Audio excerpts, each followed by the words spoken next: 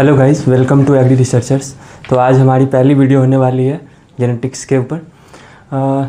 हम लोगों ने पहले वीडियो में पूरा सिलेबस वगैरह डिस्कस कर लिया था। बाकी आज पहली क्लास स्टार्ट करते हैं। तो सबसे पहले हम लोग जानेंगे जेनेटिक्स बोलते किसको है। तो अगर हम लेमन लैंग्वेज में बोले व्हाट इज़ जेनेटिक्स, तो जेनेटिक्स वो है जिसमें हम लोग स्टडी करते हैं कि कैसे हमारे पेरेंट्स और हम में सिमिलरिटीज़ है, कैसे एक वो वेरिएशंस भी आते हैं जो कि एक स्पीसीज़ में होती है, जो कि मान लीजिए एक इंडिविजुअल स्पीसीज़ है और वो पूरे ग्रुप में एक स्पीसीज़ है, उनमें भी डिफरेंसेज आते हैं, तो उसको हम लोग वेरिएशन बोलते हैं। और जो हमारे पेरेंट्स के बीच में सिमिलरिटीज़ है वो हम कैसे होती है, ये सब हम लोग जेनेटिक्स के अंदर पढ़ते हैं। तो जेनेटिक्स का टर्म जैसे होता है, genetics it is a Greek word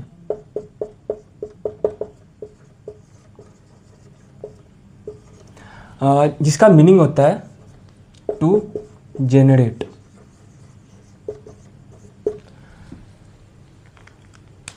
अब बाकी आगे हम लोग हिस्ट्री के बारे में देखेंगे, क्योंकि हम लोग एक क्रोनोलॉजिकल ऑर्डर में चलेंगे, क्योंकि सब इसमें हम लोग को आराम आराम से धीरे धीरे सारे चीज़ों को कवर करनी है। तो हम लोग एक प्लान बना के स्टडी प्लानर के साथ चलेंगे, जैसे कि हम लोग को इसमें ईजी हो और अच्छे से कर पाएँ। तो सबसे पहले हम लोग इसमें history of genetics and cytogenetics से शुरुआत। तो हिस्ट्री को 4 पीरियड्स में हम लोग बांटते हैं, जैसे कि हम लोग को इसमें ईजी हो।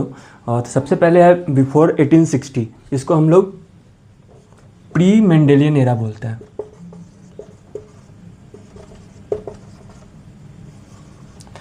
उसके बाद आती है 1860 to 1960, it is 1900 I think. 1900 इसमें हम लोग इसको मेंडेलियन एरा बोलते हैं। उसके बाद आते हैं 1900 टू 1944, इसमें हम लोग पोस्ट मेंडेलियन एरा बोलते हैं।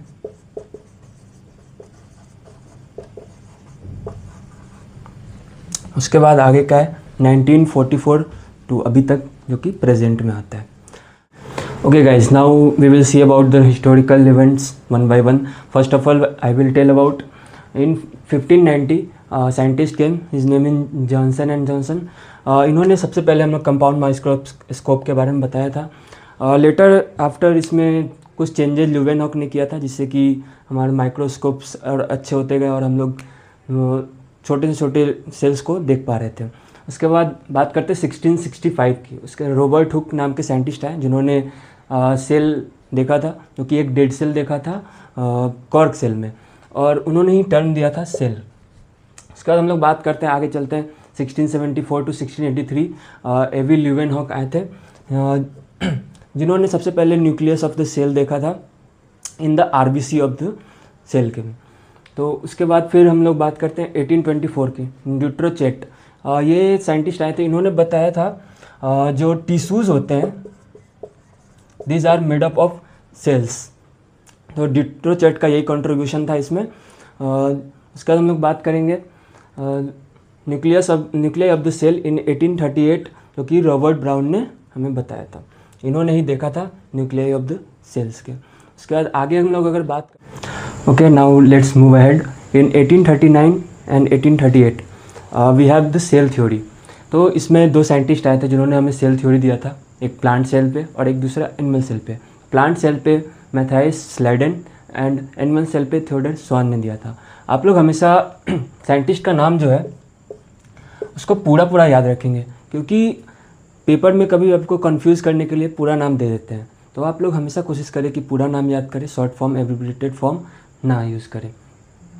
उसके बाद आगे हम लोग बात करते हैं सेल थ्योरी एक्चुअली था क्या। तो सेल थ्योरी में हमें ये बताया गया था, इसमें इन्होंने 2 स्टेटमेंट दिया था कि all living organism are made up of cell. पहला स्टेटमेंट तो ये था। Second statement is cell is structural and functional unit of living organism, जो कि इन दोनों ने ही दिया था। उसके बाद ईयर आता है 1842, इसमें कार्ल वॉन लगेनी नाम के एक साइंटिस्ट आए थे। इन्होंने सबसे पहले साइटोप्लाज्म में, जो कि क्रोमोसोम को देखा था, और उन्होंने प्लांट सेल में देखा था और उसका नाम दिया था transitory cytoblast. Okay, then in 1846 cell lineage theory which is postulated by Nageli. Postulate इन्होंने किया था, बाकी इसमें थोड़े बहुत चेंजेस बाद में किए गए थे रुडोल्फ विर्चो के द्वारा। तो कभी भी हमसे पूछा जाए कि सेल लिनियस थ्योरी किसने दिया था, तो आप लोग रुडोल्फ विर्चो का नाम बोलेंगे। तो सेल लिनियस थ्योरी था क्या? सेल लिनियस थ्योरी हमें बताता है ना कि उन्होंने एक स्टेटमेंट दिया था, ओमनी सेलुला ई सेलुला। इसमें क्या होता है कि ऑल द जो सेल होते हैं वो प्री एग्जिस्टिंग सेल से बनते हैं। तो सेल लिनियस थ्योरी इसी के बारे में था। तो इसमें सेल थ्योरी में जो 2 स्टेटमेंट दिए गए थे स्लाइडन एंड स्वान के द्वारा, उसके बाद थर्ड स्टेटमेंट जो होता है दैट इज जो अभी मैंने आपको बताया, ओमनी सेलुला ई सेलुला, that is all the cell are made up of from pre existing cell. तो थर्ड स्टेटमेंट सेल थ्योरी में वो ऐड ऑन हो जाते हैं, और उसको दिया किसने था? तो रुडोल्फ विर्चो ने। Okay, now we move ahead. In 1859 Charles Darwin came and he put the theory about the natural selections and in the publication of Origin of Species. Then after we will decode the chromosomal discovery. इसमें बहुत सारे बच्चों को दिक्कत होती है कैसे chromosome की डिस्कवरी हुई और किसने इसका टर्म दिया था, तो हम लोग इसको देखते हैं। इन 1842 में नागेली ने, जैसा कि मैंने आपको बताया था, उन्होंने ऑब्जर्व किया था rod shape structure in the Chrome, जिसको वो क्रोमोसोम था जिसका उन्होंने नाम उस टाइम पे ट्रांजिस्टरी साइटोब्लास्ट दिया था। उसके बाद 1875 में स्ट्रासबर्गर नाम के साइंटिस्ट हैं, इन्होंने ऑब्जर्व किया था thread like structure in the chromosome. उसके बाद 1882 में वाल्टर फ्लेमिंग आए थे जिन्होंने क्लियरली ऑब्जर्व किया था क्रोमेटिन का स्ट्रक्चर को। उसके बाद 1888 में वॉल्डेयर नाम के साइंटिस्ट आए थे जिन्होंने टर्म दिया था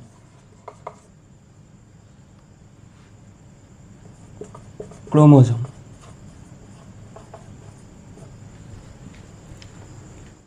तो अब हम लोग बात करते हैं सेकेंड पार्ट के बारे में, जो कि 1860 टू 1900 है, जिसको हम लोग मेंडेलियन एरा बोलते हैं। तो इन 1866 मेंडल का वर्क पब्लिश हुआ था फर्स्ट टाइम। उसके बाद आता है 1871 मिशर। ये वो साइंटिस्ट थे जिन्होंने न्यूक्लियस को आइसोलेट किया था।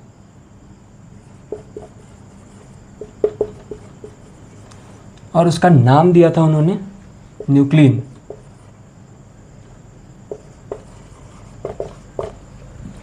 उसके बाद 1875 में ओ हर्टविग आए जिन्होंने डिस्कवर किया था fusion of sperm and egg. Then after Walter Flemming ने, जो मैंने बताया आपको, डिस्क्राइब किया था क्रोमोसोम को 1878 में। इसके बाद 1882 टर्म माइटोसिस, जो कि वाल्टर फ्लेमिंग ने ही दिया था 1882 में। इसके बाद आता है 1889, जो कि न्यूक्लिक एसिड, जो कि अल्टमान,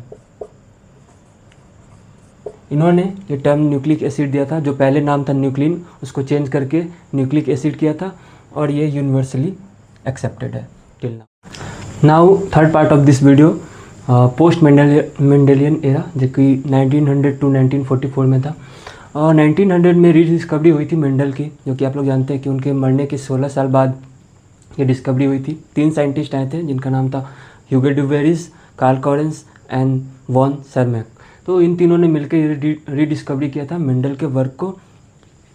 उसके बाद ईयर आता है 1903, इसमें कि सटन एंड बोवेडी आए थे जिन्होंने क्रोमोसोमल थ्योरी ऑफ इनहेरिटेंस दिया था। उसके बाद 1905 की बात करें तो कि मियोसिस टर्म दिया था फार्मर एंड मूर ने। उसके बाद 1903 की बात करते हैं, जोहानसन नाम के एक साइंटिस्ट आए थे जिन्होंने हमें प्योर लाइन थ्योरी दिया था, जो कि फासियोलिस वुल्गारिस के ऊपर था, जो कि राजमा को ही बोलते हैं। और इन्होंने ही जीन, जीनोटाइप और फिनोटाइप टर्म दिया था।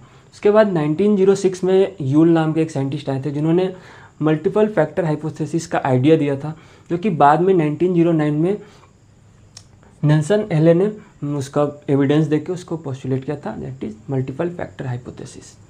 हम लोग बात करेंगे 1910 की, जो कि साइंटिस्ट आए थे टीएच मॉर्गन। इन्होंने हमें सेक्स लिंकेज के बारे में बताया था और इन्होंने एविडेंस दिया था क्रोमोसोमल थ्योरी ऑफ इनहेरिटेंस का। और इनका बहुत ही बड़ा नाम है जेनेटिक्स में, क्योंकि टीएच मॉर्गन का सेक्स लिंकेज की डिस्कवरी के लिए। उसके बाद 1913 में जेनेटिक मैप की डिस्कवरी हुई थी, जो कि स्टुअर्ट इवेंट ने किया था। और जो ऑर्गेनिज्म उन्होंने यूज़ किया था वो थी ड्रोसोफिला, जो कि फ्रूट फ्लाई का साइंटिफिक नेम है। और स्टुअर्ट इवेंट जो थे वो मॉर्गन के स्टूडेंट रह चुके थे। उसके बाद 1927 की बात करते हैं, जिसमें कि म्यूटाजेनिक एक्शन ऑफ एक्सरेस की डिस्कवरी हुई थी, जो कि एच.जे. मुलर ने दिया था। और उन्होंने जिस पे दिया था वो फ्रूट फ्लाई था, जो ऑर्गेनिज्म यूज़ किया था। और एक और साइंटिस्ट थे स्टैडलर, उन्होंने बार्ले पे वर्क करके हमें एक्सरेज और गामा रेज की म्यूटाजेनिक प्रॉपर्टी के बारे में बताई थी। उसके बाद 1908 में हार्डी विनबर्ग लॉ आया था। उसके बाद 1909 में गैरोड, जो कि एक बुक उन्होंने लिखा था इनबॉर्न एरर इन मेटाबॉलिज्म, जिसमें उन्होंने पोस्टुलेट किया था कि जो भी इनहेरिटेंस जो डिजीजेस होती है, जो कि किसी भी एक स्पेसिफिक एंजाइम के कमी के कारण होती है। बाद में इसी चीज़ का जो एविडेंस है वो बिडल एंड टॉन्टम ने प्रोवाइड किया था 1914 में। जिसके बाद उन्होंने एक हाइपोथेसिस दिया था, one gene and one enzyme. Okay, now we will discuss about our fourth part of this video.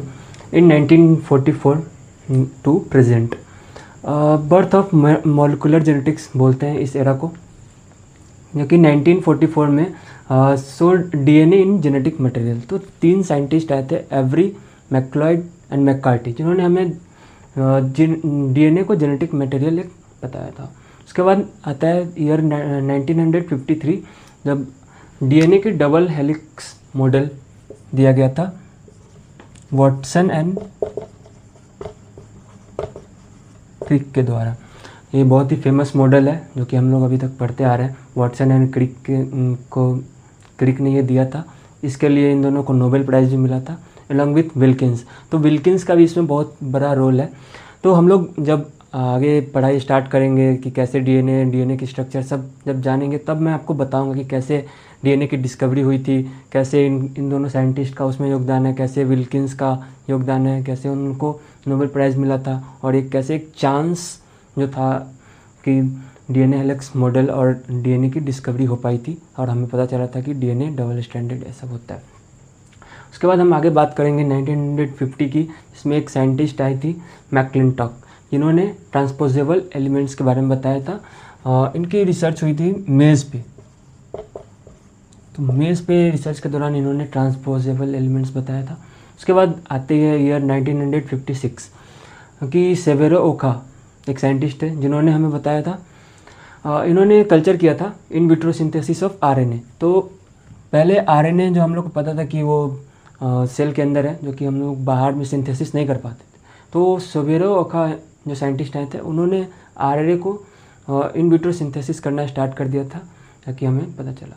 उसके बाद कॉर्नबर्ग नाम के साइंटिस्ट आए थे, इन्होंने in vitro synthesis of DNA करा था। तो इन विट्रो सिंथेसिस, जैसा कि आपको पता हो कि अब आउटसाइड द सेल हम लोग सिंथेसिस कर सकते हैं किसी भी चीज़ को, जैसे कि आरएनए, डीएनए, तो उसको हम लोग इन विट्रो बोलते हैं, जो कि लैब में हम लोग सिंथेसिस करते हैं। तो कॉर्नबर्ग ने in vitro synthesis of DNA दिया था। उसके बाद आता है ईयर 1961 कि नरेनबर्ग, जिन्होंने जेनेटिक कोड का डिस्कवरी किया, और इन्होंने हम लोग जेनेटिक कोड में बताया था।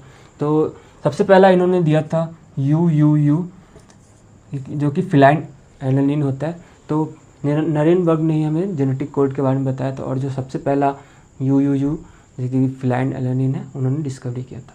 और 1961 की बात करें तो जैकब एंड मोनार्ड आए थे, जिन्होंने ओपेरन थ्योरी दिया था। तो आगे हम लोग ऐसे ही बात करेंगे धीरे धीरे सारे सिलेबस के बारे में।